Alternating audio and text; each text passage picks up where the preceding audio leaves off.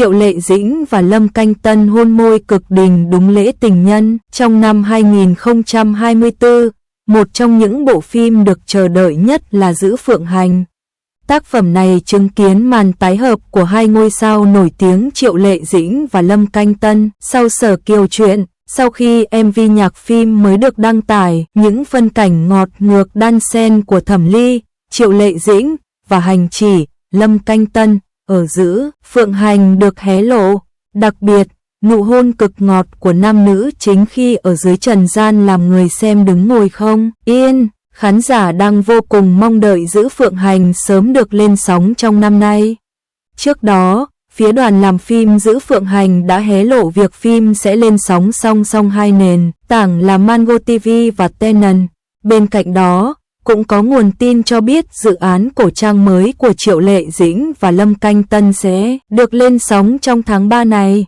Tuy nhiên, hiện tại phía đoàn làm phim Giữ Phượng Hành vẫn chưa có thông báo chính thức về lịch chiếu. Giữ Phượng Hành được kỳ vọng là dự án bùng nổ hơn nữa của Triệu Lệ Dĩnh và Lâm Canh Tân sau khi hợp tác trong Sở Kiều truyện. Mối tình dang dở của cặp đôi trước đó hứa hẹn sẽ được hoàn thiện hơn ở dự án phim này. Triệu Lệ Dĩnh và Lâm Canh Tân được nhận xét là vẫn đẹp đôi như xưa và được khán giả đẩy thuyền hẹn hò thật ngoài đời. Giữ Phượng Hành được xem là bom tấn cổ trang Hoa ngữ đáng mong đợi nhất nửa sau năm 2023.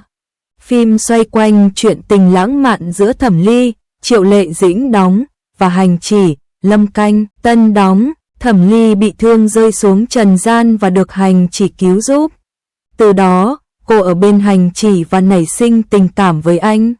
Tin không hay, Lâm Canh Tân trở về đỉnh cao danh tiếng nhờ Giữ Phượng Hành. Nam diễn viên Lâm Canh Tân từng được mệnh danh là con cưng của dòng phim cổ trang. Tuy nhiên sự nghiệp của anh đã trải qua giai đoạn tuột dốc không phanh. Mãi đến khi đóng vai Hành Chỉ thần quân trong phim Giữ Phượng Hành, danh tiếng của Lâm Canh Tân lại một lần nữa được vực dậy. Nhìn sự nghiệp của Lâm Canh Tân, có thể thấy một kịch bản tốt quan trọng như thế nào đối với một diễn viên. Dù diễn viên có sở hữu ngoại hình hút mắt và kỹ thuật diễn xuất đỉnh cao đến cỡ nào, chọn phải kịch bản tồi thì sự nghiệp của người ấy cũng phải chững lại. Lâm Canh Tân sinh năm 1988, tốt nghiệp Học viện Hí kịch Thượng Hải năm 2007.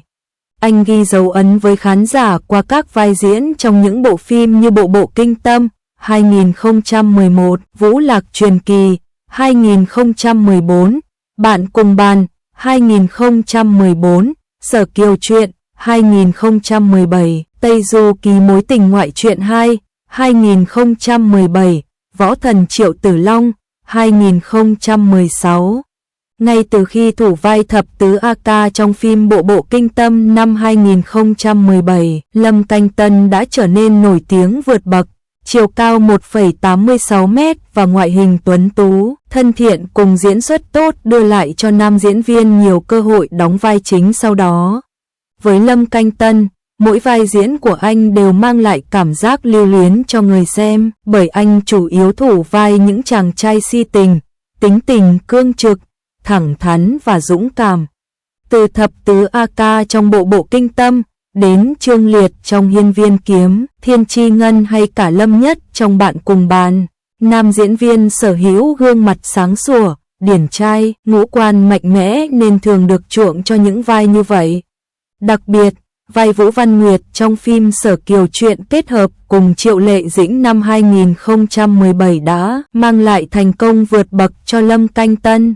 Sau khi phát sóng, bộ phim đạt thành công vang dội, trở thành phim cổ trang Hoa ngữ được đón nhận nhiều nhất trên toàn cầu của nền tảng YouTube. Năm 25 tuổi, vai diễn trong phim điện ảnh Địch Nhân Kiệt Chi Thần Đô Long Vương đã giúp Lâm Canh Tân có mặt trong bảng đề cử diễn viên mới của giải Kim Tượng Hong Kong, Trung Quốc, lần thứ 33, năm 2018. Đây là một hành động ghi dấu diễn xuất thực lực của anh. Nhưng vụ kiện tụng với công ty quản lý cũ Đường Nhân cũng là một trong những nguyên nhân khiến Lâm Canh Tân mang tiếng vong ân bội nghĩa. Sự nghiệp của anh sau đó cũng ảnh hưởng nặng nề. Từ giai đoạn năm 2020 đến 2022, Lâm Canh Tân chuyển hướng đóng các phim hiện đại như Buổi gặp gỡ đầu tiên, Phút chia ly cuối cùng, Nữ hoàng mặc cả, Hãy gọi tôi là tổng giám đốc. Tuy nhiên tất cả đều thất bại về rating, khiến tên tuổi anh trượt dốc. Tưởng rằng Lâm Canh Tân đã chấm dứt sự nghiệp, nhưng anh lại có bước chuyển mình ngoạn mục sau khi giữ Phượng Hành lên sóng. Dù tác phẩm bị gọi là phim ngôn tình tuổi trung niên, bởi bộ đôi nam nữ chính không còn vẻ thơ ngây của thiếu nam thiếu nữ trẻ tuổi, bộ phim vẫn mau chóng lên top vì màn tương tác quá ngọt ngào giữa Lâm Canh Tân và Triệu Lệ Dĩnh. Mới đây, đoạn clip phỏng vấn của Lâm Canh Tân với truyền thông được cộng đồng mạng chia sẻ lại. Nam diễn viên thừa nhận chính bởi Triệu Lệ Dĩnh tham gia nên anh mới đồng ý xuất hiện trong Sở Kiều Truyện và giữ Phượng Hành. Lâm Canh Tân cho biết anh vốn không quá hứng thú khi nhận được kịch bản của Sở Kiều Truyện, nhưng anh đã ngay lập tức đồng ý tham gia khi biết tin Triệu Lệ Dĩnh sẽ thủ vai nữ chính.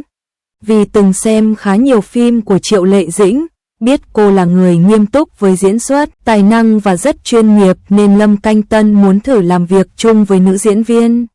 7 năm sau, Lâm Canh Tân chia sẻ mặc dù chưa đọc kịch bản giữ Phượng Hành nhưng anh đã đồng ý tham gia ngay khi được mời đóng khi biết tin tái hợp cùng Triệu Lệ Dĩnh. Có thể thấy quyết định của Lâm Canh Tân là đúng đắn khi cả hai bộ phim anh hợp tác cùng nữ diễn viên họ Triệu đều đạt thành tích khủng. Diễn viên 36 tuổi có nét lạnh lùng của Hành Chỉ Thần Quân khi bảo vệ tam giới, nhưng lại rất dịu dàng và thậm chí hơi nghịch ngợm bên cạnh nàng Thẩm Ly của mình. Và cuộc đời rẽ bước ngoặt khi thần thượng cổ gặp chim phượng hoàng Thẩm Ly trong một khu chợ. Những nét diễn đa dạng như ân cần, hài hước, cương quyết đều được Lâm Canh Tân diễn tả trọn vẹn. Sự kết hợp ăn ý với Triệu Lệ Dĩnh cũng là một yếu tố quan trọng góp phần vào thành công của giữ Phượng Hành. Hai diễn viên đã tạo nên một cặp đôi màn ảnh đẹp và đầy cảm xúc. Nhiều khán giả còn hài lòng hơn khi xem phần tương tác ngọt ngào trong hậu trường. Bình thường nam diễn viên luôn giữ khoảng cách với bạn diễn nữ, nhưng khi ở bên cạnh Triệu Lệ Dĩnh thì anh khá thoải mái trêu đùa, cũng như chăm sóc cô chu đáo. Trong thời gian phim phát sóng, Lâm Canh Tân còn phát huy cá tính thân thiện, thích tương tác trên mạng xã hội để quảng bá cho phim. Anh thường xuyên livestream nấu ăn khoe tài bếp núc trước giờ chiếu phim bởi Hành Chỉ Thần Quân cũng đã cưa đổ Thẩm Ly nhờ tài nấu nướng như một cách nhắc khéo khán giả nhớ tiếp tục theo dõi bộ phim. Các bình luận của khán giả, bạn diễn trên Weibo cũng được nam diễn viên đọc và đối đáp hài hước. Cặp đôi chính phim giữ Phượng Hành còn nhận được câu hỏi về việc nếu hợp tác lần nữa, cả hai muốn đóng thể loại gì. Họ cho biết sau nhiều lần đóng phim cổ trang thì nếu được, họ muốn thử sức với phim hiện đại hoặc dân quốc. Và sau khi đóng vai những người yêu nhau thì vào vai tình địch của nhau, hay trở thành kẻ thù một mất một còn, cũng sẽ rất thú vị. Câu trả lời này cho thấy Triệu Lệ Dĩnh và Lâm Canh Tân rất có thể sẽ tiếp tục tái hợp nếu tìm được kịch bản ưng ý, khiến khán giả thích thú và mong chờ màn bùng nổ tiếp theo của cặp đôi. Trên màn ảnh Hoa ngữ, giữ Phượng Hành mở ra mùa xuân thứ hai trong sự nghiệp Lâm Canh Tân. Bộ phim giữ Phượng Hành đã giúp Lâm Canh Tân lấy lại vị thế của mình trong làng giải trí. Phim cho thấy anh đã vượt qua giai đoạn đen tối nhất, chứng minh sự nghiệp bền bỉ của bản thân, mở ra cho anh nhiều cơ hội mới trong tương lai. Sau khi phim giữ Phượng Hành bùng nổ nhiệt độ trên mọi mặt trận, Lâm Canh Tân cũng nhận nhiều hợp đồng quảng cáo và lời mời đóng phim. Gần đây nhất, Lâm Canh Tân được game Vương Giả Vinh Diệu mời hợp tác để cosplay, quảng bá cho nhân vật Đại Tư Mệnh. Đại Tư Mệnh là tướng mới ra hồi cuối tháng 3 năm 2024. Những game như Vương Giả Vinh Diệu luôn mời những ngôi sao đang hot ở Trung Quốc, đặc biệt là những người gây tiếng vang trong phim cổ trang, để hợp tác quảng bá. Đơn cử như cách đây không lâu, Cổ Lực Na Chat cũng được game này mời quảng bá cho skin hợp tác cùng Bulgari ở Trung Quốc. Việc Lâm Canh Tân được Vương Giả Vinh Diệu mời cosplay nhân vật và quảng bá game thể hiện rằng anh đã trở về với đỉnh cao sự nghiệp, được nhãn hàng săn đón. Sau giữ Phượng Hành, bộ phim tiếp theo của Lâm Canh Tân là câu chuyện Hoa Hồng, hợp tác cùng thần tiên tỷ tỷ Lưu Diệc Phi. Hiện tại Lưu Diệc Phi cũng đang trong thời kỳ Đông Sơn tái khởi, khi các bộ phim cô đóng đều đạt được tiếng vang lớn, từ Mộng Hoa Lục đến Đi đến nơi có gió. Ngoài ra, Lâm Canh Tân còn được chọn để thay thế Ngô Diệc Phàm đối diễn Dương Tử trong bộ phim Xấu số Thanh Châm Hành. Bộ phim Thanh Châm Hành dự đoán vẫn có sức hút lớn dù bị đắp chiếu trong thời gian dài, bởi đây là dự án cấp S của Tenon, đến nay đã được đầu tư hơn 1.000 tỷ đồng.